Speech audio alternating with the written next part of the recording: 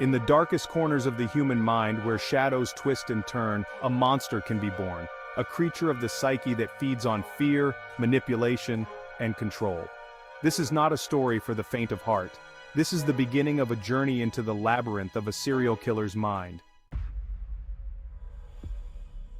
Every story has a beginning, and for Daniel Hawthorne, it started in the most ordinary of places, a quiet suburban neighborhood where nothing ever seemed out of place. But beneath the surface, there was something different about Daniel, something no one noticed until it was too late. As a child, Daniel was quiet, reserved, and unnervingly curious about things others found repulsive. He was fascinated by the small, the weak, and the powerless. But it wasn't just curiosity, it was control. And in those early years, Daniel discovered that control gave him a sense of power that he craved. At night, when the world was asleep, Daniel's mind was alive with thoughts he didn't understand, thoughts that frightened him, yet he couldn't escape them. As he grew older, those thoughts became clearer, more defined. They whispered to him, urging him to do things, to act on impulses he didn't dare voice aloud. By the time Daniel reached high school, he had learned how to blend in, to appear normal. But inside, a storm was brewing, a dark hunger that was growing stronger with each passing day. He began to fantasize, to plan, and in those moments, he felt truly alive. Daniel's fantasies became darker, more violent. He imagined what it would be like to take a life, to feel the power of deciding who lived and who died. He knew these thoughts were wrong, but that only made them more intoxicating. It was a secret he guarded fiercely, even as it consumed him. He began to test the boundaries, following his classmates, learning their routines, imagining how easy it would be to strike. But he wasn't ready, not yet. He needed more time to plan, to perfect his methods. The urge was there, but Daniel was patient. He knew the time would come when he couldn't hold back any longer. Years passed, and Daniel's fantasies continued to evolve, becoming more detailed, more consuming. The urge to act grew stronger, until one night, it became too powerful to resist. The time had come for Daniel to cross the line from fantasy to reality. He chose his location carefully, an abandoned warehouse far from prying eyes. Inside, he prepared his tools with the precision of someone who had rehearsed this moment 1,000 times in his mind.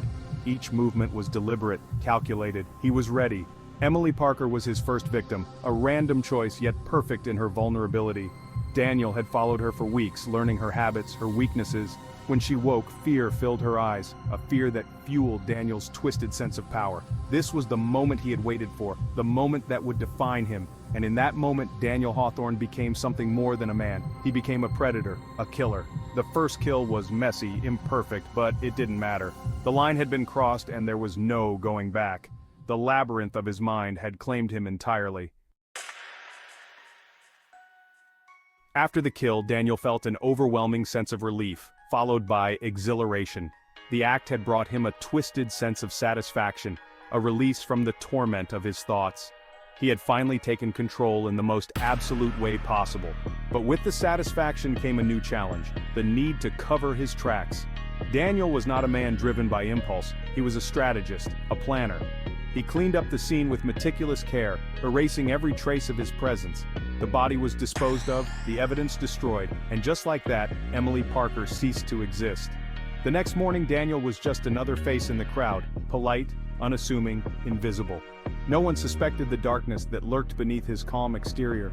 As he went about his day, Daniel felt invincible, knowing that he had taken a life and gotten away with it. The thrill of that knowledge was intoxicating, and he craved more. But the satisfaction was fleeting, and soon the hunger returned, stronger, more insistent.